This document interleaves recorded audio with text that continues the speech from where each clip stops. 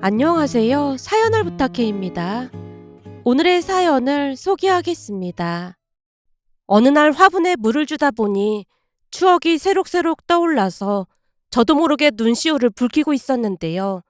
그때 마침 전화벨이 울려서 전화를 받았습니다. 은하야, 오늘 날씨 좋은데 같이 외출이나 하자. 지금? 그래, 우리 둘 다 시간도 널널한데 나가서 밥도 먹고 커피도 마시고 하자는 거지. 너 요즘 내내 집에서 나오지도 않고 청승 떨고 있길래 연락한 거니까 1시간 후에 1층으로 내려와. 내가 갈 테니까.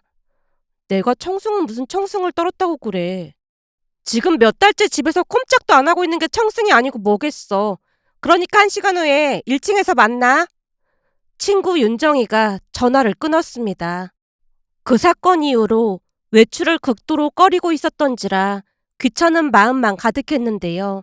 다른 사람도 아니고 윤정이는 하나밖에 없는 절친이었기에 외출 준비를 하고 1층으로 내려갔더니 저를 보자마자 윤정이가 말했습니다. 그동안 살이 더 빠진 것 같네. 그런가? 만사 귀찮기도 하고 잘 안 먹었더니 더 빠진 모양이네. 내가 이럴 줄 알았다니까. 우선 뭐 좀 먹으러 가자. 뭐 먹을래? 그 땡땡백화점에 카페 있잖아. 거기 갈까? 지금 시간이 점심 먹기에는 좀 이른 시간이니까 브런치 먹으러 가자. 설마 니네 시어머니랑 같이 다녔던 그 카페 말하는 거야?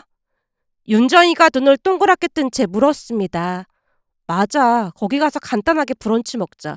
거기가 빵도 엄청 맛있거든. 제 말에 윤정이가 고개를 내젓다 백화점으로 출발을 했습니다. 잠시 후 백화점 카페에 도착을 해서는 제가 익숙하게 주문을 하자 윤정이가 정색을 한 채 물었어요. 혹시 니네 시어머니랑 자주 먹던 걸로 주문한 거야? 그게 어머님이 좋아하시는 거긴 한데 메뉴판 보니까 오랜만이라 그런지 입맛이 도네. 네가 이러니 사람들이 이상하게 생각하는 거 아니야. 내가 뭘 어쨌다고 그래. 제가 윤정이를 빤히 바라보자 윤정이가 입을 뗄 듯 말 듯 망설이다가 조용히 입을 뗐습니다. 사실 장례식장에서 수근거리는 사람들도 있었어. 장례식장에서 왜 수근거려? 마치 네가 엄마 잃은 것처럼 울었잖아. 그러다 보니까 사람들은 그게 좀 이상했나 보더라고. 하긴 내가 봐도 신기했으니 다른 사람들 입장에서는 더 신기했겠지. 신기하다니? 뭐가 신기했는데? 다들 시어머니 장례식장에서 너처럼 서럽게 우는 며느리는 처음 봤다고 했다니까. 나도 처음 보긴 했어. 우리 어머님은 그냥 시어머님이 아니셨잖아. 그야 알지. 근데 뭔가 좀 현실감이 떨어져 보이는 그런 느낌이었다고 해야 하나? 암튼 조금 이상해 보이긴 했어. 그치만 니네 시어머님이 너한테 잘해주신 거 생각하면 그럴 수도 있지 뭐. 윤정이와 브런치를 먹으며 이런저런 대화를 나눴는데요. 그 카페는 시어머님이 많이 좋아하던 곳이었습니다. 남편 고등학교 때 시아버님이 돌아가시고 시어머님 홀로 남매를 키웠습니다. 그때는 남편이 고등학생이었고 시누이는 중학생이었다는데 그동안 살림만 하시던 시어머님 입장에서는 큰 충격이 아닐 수 없었다네요. 세상 물정이 어두웠기에 모든 것이 두렵기만 했다고 했으니까요. 거기다 더욱 기가 막혔던 것은 시아버님의 사망보험금을 수령하자마자 시아버님의 형제분들이 돈 좀 빌려달라며 그렇게나 힘들게 했다네요. 물론 시어머님 입장에서는 홀로 남매를 키워야 했으니 딱 잘라서 거절을 했지만 나중에는 친가 가족들이 찾아와서 집안을 난장판으로 만들기도 했다네요. 그러다 보니 이사까지 해야 했고 그때 이후로 시어머님은 절대 사람을 믿지 않게 됐다고 했습니다. 그러면서 시어머님은 일자리를 구했고 있는 돈을 쓰지 않으려고 안간힘을 썼다고 했어요. 한마디로 시아버님이 남기신 퇴직금과 보험금이 꽤 있었지만 궁색할 정도로 돈을 아끼고 사셨다고 했습니다. 나중에 남편에게 듣기로는 시아버님이 돌아가신 뒤 돈에 엄청 집착을 할 정도였다고 했으니까요. 그렇게 남편과 시누이를 번듯하게 키워내셨고 둘 다 결혼까지 시켰지만 그 뒤에도 시어머님은 궁색하게만 사셨습니다. 자식들을 출가시키고도 돈을 아끼고 또 아끼셨습니다. 어느 날은 시누이가 불만 가득한 목소리로 입을 뗐어요. 엄마, 이 옷은 대체 언제 적으신 거야? 그거 산지 얼마 안 됐어. 얼마 안 되긴 뭘 얼마 안 돼. 이거 내가 고등학교 때도 입었던 옷 같은데. 이제는 먹고 살만한데 제발 궁상 좀 그만 떨자. 우리는 그렇다 치더라도 세연이랑 민서방이 뭐라고 하겠어. 신우이가 비판의 목소리를 높이고 있었는데요. 시어머님이 제 눈치를 살피며 물었어요. 은하야, 너도 내가 창피하니? 아니요. 저는 항상 어머님 편이잖아요. 제가 대도 않는 애교를 부려댔는데 시어머님 얼굴이 금세 밝아져 있었습니다. 그렇지. 넌 내 맘 이해하지? 그럼요. 저는 무슨 일이 있어도 어머님 편인걸요? 제가 목소리에 힘을 주어 대답을 했는데요. 그도 그럴 수밖에 없었던 것이 남편과 시누이는 시어머님이 궁색하다며 잔소리를 일삼았지만 시어머님은 오로지 시어머님 당신에게만 인색할 뿐이었으니까요. 그러니까 우리가 시댁에 간다고 하면 항상 진수성찬을 차려놓고 기다린 건 말할 것도 없었고 맞벌이를 하는 자식들을 위해 반찬도 정성껏 손수 만들어주셨습니다. 또한 다른 이들이 말하는 홀 시어머니 시집살이 같은 것도 전혀 없었으니 제 입장에서는 당연히 시어머님을 존경하고 좋아할 수밖에 없었습니다. 시어머님과 잘 지내면서 고부 갈등이라는 것도 서로 조금씩만 배려를 한다면 큰 문제될 게 없겠다는 생각이 들었습니다. 그렇게 윤정이와 시어머님 이야기를 하던 중 문득 시어머님과 함께 갔던 매장이 생각이 나서 명품 매장 쪽으로 걸음을 옮겼고 그 매장 앞에서 잠시 넋을 놓고 서 있자 윤정이가 물었습니다. 여기는 왜? 전에 어머님이 여기 백이랑 옷을 참 좋아하셨거든. 하긴 니네 시어머님 돌아가시기 전에 명품이며 귀금속 같은 거 엄청 사셨다고 했지. 그때는 그런 거 너무 많이 사셔서 다들 치매까지 온 거 아니냐고 했었잖아. 근데 그 많은 것들은 다 어쩔 셈이야? 윤정이가 신기하다는 표정으로 중얼거리듯 묻고 있었는데요. 순간 명품 매장 직원이 저를 알아본 것인지 다가와서 인사를 했습니다. 안녕하세요. 쇼핑 나오셨나 봐요. 아, 네. 저를 알아보시네요. 그럼요. 두 분을 어떻게 잊을 수가 있겠어요. 그렇잖아도 요즘 통 안 오시는 것 같길래 걱정하고 있었어요. 어머님은 같이 안 오신 거예요? 저기, 우리 어머님 돌아가셨습니다. 정말요? 정말 죄송합니다. 참 그때 어머님께서 며느님 옷 엄청 많이 사셨는데 잘 입고 계신 거죠. 그때 그 옷들 어머님이 얼마나 신중하게 고르셨는지 몰라요. 나중에 어머님께 듣긴 했는데 그냥 보관만 하고 있어요. 혹시 돌아가시기 전에 말씀은 하신 거죠? 그냥 어머님이 쓰려고 사신 건 전부 저보고 쓰라고 하시긴 했는데 대부분 쇼핑봉투째 포장도 뜯지 않고 그대로 있어서 아직 잘 확인은 못 해봤어요.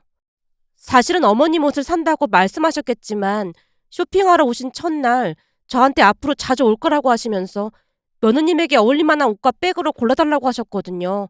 그래서 사이즈도 전부 며느님 사이즈로 사셨는데 잘 모르고 계셨죠? 저는 그저 어머님이 아프셔서 그러신다고만 생각했거든요. 어머님이 아프시다 보니까 그런 걸 신경 쓸 여력도 없었고요. 어머님께서 직원분께 그런 말씀을 하셨다는 것도 전혀 모르고 있었네요. 백화점 직원의 말을 듣다가 저도 모르게 눈물을 쏟고 말았는데요. 사실 그때 당시에는 그런 생각을 하고 계신 줄은 꿈에도 모르고 있었거든요. 그러면서 뜯지도 않고 포장이 된 채 장롱 안에 그대로 있던 것들이 생각이 났기에 친구와 함께 급히 집으로 돌아갔습니다. 그리고는 장롱 안에 있던 상품들을 전부 꺼내자 보고 있던 윤정이도 많이 놀랐던 것인지 놀란 채 물었습니다. 뭐야, 이거 포장도 안 뜯은 거야? 내가 볼 때는 며느리인 너한테 주려고 그냥 사놓기만 하셨던 모양이다. 혹시 모르니까 포장 한번 뜯어봐. 윤정이의 말에 제가 떨리는 손으로 포장을 뜯자 그 안에 두툼한 점퍼와 손편지까지 들어있었는데요. 그 점퍼를 살 때 시어머님이 입고 돌아보라고 해서 점퍼를 몇 개씩이나 입어봤던 게 기억이 났습니다. 그러면서 조용히 손편지를 읽어내려갔는데요. 겨울에 춥게 입고 다니지 말고 이거 입고 다녀. 내가 직원한테 물어보니까 유행도 안 타는 그런 옷이라고 하더구나. 그러니까 따뜻하게 입고 다녀. 보장되어 있는 건 모두 너한테 주려고 산 거니까 하나씩 뜯어보렴. 라는 손편지가 들어있었습니다. 그렇게 나머지 상품들도 포장지를 뜯자 시어머님의 손편지가 들어있었는데요. 순간 시어머님의 마음이 느껴져서 눈물이 멈추질 않았어요. 그러면서 그동안 있었던 일들이 떠올랐습니다. 그 일은 시어머님에게서 전화가 오면서 시작이 됐어요. 어느 날 회사에서 일하고 있던 중 휴대폰이 울려서 봤더니 시어머님이었고 순간 알 수 없는 불안감이 고개를 내밀었습니다. 그도 그럴 수밖에 없었던 것이 평소 시어머님은 응급 상황이 아니면 회사에 있는 동안에 며느리인 제게 절대로 전화를 하는 일이 없었어요. 그랬기에 저도 모르게 긴장을 할 수밖에 없었기에 급히 전화를 받았습니다. 네, 어머님. 지금 회사인데 전화해서 미안하구나. 아니에요. 바쁘지 않아서 괜찮아요. 근데 혹시 무슨 일 있으신 거예요? 오늘 회사 끝나고 잠깐 집에 들를 수 있겠니? 알겠어요. 근데 무슨 일인지 여쭤봐도 될까요? 그게 너랑 긴히 상의할 게 있어서 그래. 그러니까 대훈이한테는 말하지 말고 너만 오렴.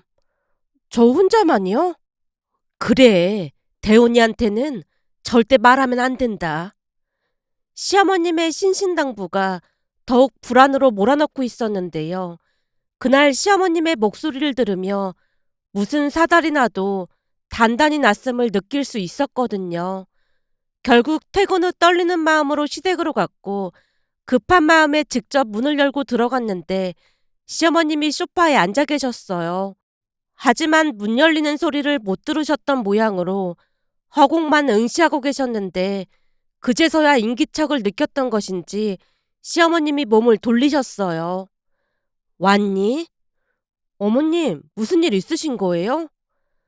나도 갑작스러워서 뭘 어떻게 해야 할지 몰라서 우선 너한테 연락했어. 순간 시어머님 눈시울이 붉어져 있었습니다. 그 모습에 제가 시어머님 손을 가만히 잡아드렸어요. 어머님, 괜찮으니까 천천히 말씀해 보세요. 사실은 얼마 전부터 몸이 안 좋았다고 했었잖니. 그래서 병원에 다녀오시라고 했잖아요. 그렇잖아도 병원에 다녀왔는데 의사가 큰 병원에 가서 정밀 검사를 받아보라고 하지 뭐니. 네? 정밀 검사요? 의사 말이 아무래도 암인 것 같다고 하더라고. 암이요? 순간 어찌나 당황했던지 저도 모르게 목소리를 높이다가는 급히 표정 관리를 한 채 다시 입을 뗐어요. 어머님, 아직 정밀검사 받아보기 전이니까 너무 걱정은 하지 마세요. 우리 회사 상무님도 작은 병원에서 암인 것 같다고 해서 정밀검사 받아봤다는데 그냥 큰 용종이라고 해서 제거하고 말았거든요. 그런 일이 있었어? 그럼요. 상무님께 들어보니까 대학병원 의사가 하는 말이 그런 일이 자주 있다고 했다나 봐요. 그러니까 우선은 정밀검사 받아보고 다시 얘기해봐요. 그래서 말인데 그 정밀검사 받으러 갈 때 말이야. 네가 같이 가줄 수 있겠니? 너도 알다시피 네 시누이는 알자마자 기절 초풍할 것 같아서 그래. 이 얘기 들으면 아마 졸도하고 남을 거야. 그렇다고 대훈이한테 같이 가자고 하자니 그것도 편하지가 않고 그나마 네가 제일 차분한 성격이니까 너랑 같이 가고 싶구나. 만약에 정밀검사 받았는데 암이란 얘기 나오면 나보다 더 난리칠 게 분명하잖니. 그래서 말인데 같이 가줄 수 있겠니? 물론 저는 같이 가드릴 수 있지만 그래도 그이랑 아가씨한테는 알려야 하지 않을까요? 제가 걱정스레 시어머님을 바라봤지만 시어머님이 세차게 고개를 내저었습니다. 우선은 정밀검사 받아보고 결과 나오면 그때 다시 얘기하는 게 좋을 것 같아. 미리 알아봤자 내내 심란하기밖에 더 하겠어. 그래서 너한테도 늦게 알리려고 했는데 도무지 혼자 병원에 갈 엄두가 나지 않아서 고민하다가 말 꺼낸 거야. 알겠어요. 그럼 제가 대학병원에 예약해 놓을게요. 그럼 나야 고맙긴 한데 미안해서 어쩐다니. 괜찮아요, 어머님. 그리고 저한테 제일 먼저 말씀해 주셔서 감사해요. 얘는 별걸 다 고맙다고 하고 그래. 너야말로 귀찮아하지 않고 이렇게 도와줘서 고맙구나. 사실 너 오기 전까지 별의별 생각이 다 들면서 머릿속이 참 복잡했거든.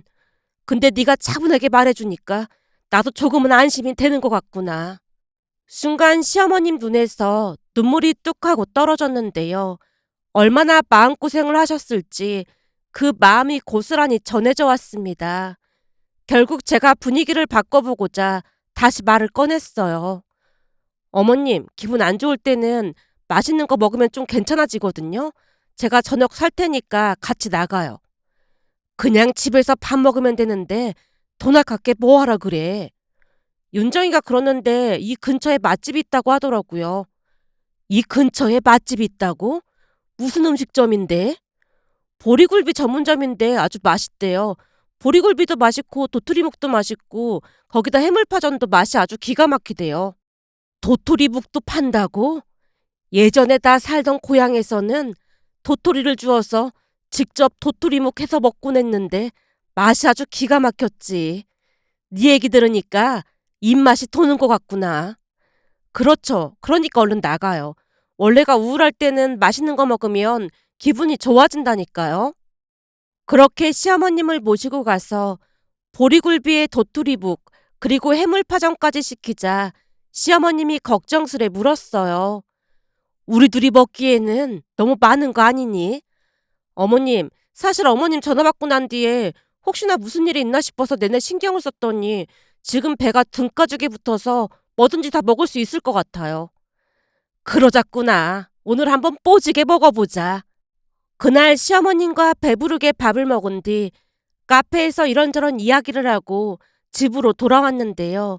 집에 들어가자 남편이 물었습니다. 어디 다녀온 거야? 어머님 심부름 좀 다녀왔어. 엄마 심부름이라니? 그냥 그런 게 있어. 별거 아니니까 신경 쓰지 마. 들어보니까 홀 시어머니는 며느리들이 많이 불편해한다고 하던데 항상 엄마 잘 챙겨줘서 고마워. 내가 어머님을 좋아하는 이유가 뭔지 알아? 사실 우리 엄마는 엄청 예민한 데다가 다혈질이잖아. 그러다 보니 나도 뭔가 예민해지는 그런 느낌이었거든. 근데 어머님은 항상 차분하셔서 뭐든지 한번 생각을 하고 말씀을 하시다 보니까 내 입장에서는 뭔가 안정되는 그런 기분이 든다고 해야 하나? 암튼 어머님이랑 같이 있으면 마음이 차분해지고 편안해지는 기분이야. 제가 진심을 담아 말했는데요. 늘 예민하고 다혈질적인 엄마와는 전혀 다른 시어머님이 더 편할 수밖에 없었거든요. 잠시 엄마 이야기를 하자면 엄마는 모든 것에 예민했는데요. 특히나 학교 다닐 때 성적이 조금만 떨어져도 마치 제 인생이 끝나기라도 한 듯 신경질을 부리고 닥달을 했어요. 그런 엄마의 반응은 오히려 역효과를 낼 뿐이었습니다. 처음에는 공부를 꽤나 잘한다는 소리를 들었었는데 시간이 지나면서 성적이 점점 떨어졌으니까요. 하지만 남편에게 듣기로 시어머님은 오히려 따뜻한 말로 격려와 위로를 해주셨다는데요. 그래서였는지는 모르겠지만 남편과 시누이는 둘 다 좋은 대학을 졸업했습니다. 제가 인서울 중위권 대학에 합격을 했을 때도 엄마가 울고불고 재수를 하라고 했지만 엄마의 신경질을 견뎌낼 자신이 없었기에 그냥 입학을 했고 그 뒤 엄마와는 더욱 사이가 멀어질 수밖에 없었어요. 그러다 보니 제 입장에서는 엄마보다 시어머님이 더 편했습니다. 그런 시어머님이 암일지도 모른다는 말에 지구가 멸망할 것 같은 크나큰 충격을 받은 건 말할 것도 없었는데요. 시어머님 앞에서 내색을 할 수 없었기에 덤덤한 척했지만 내내 마음이 불편할 수밖에 없었습니다. 그렇게 시간이 지나 정밀검사를 받으러 가는 날이 됐고 시어머님과 함께 정밀검사를 받았는데요. 결국에는 암 진단을 받았습니다. 둘 다 큰 충격을 받은 건 말할 것도 없었는데요. 길어야 1년이라는 청천벽력과도 같은 시한부 판정이 내려졌는데 오히려 시어머님은 마음을 다잡고 서서히 준비를 해나가셨어요. 그러면서 우리는 시댁으로 들어갔는데요.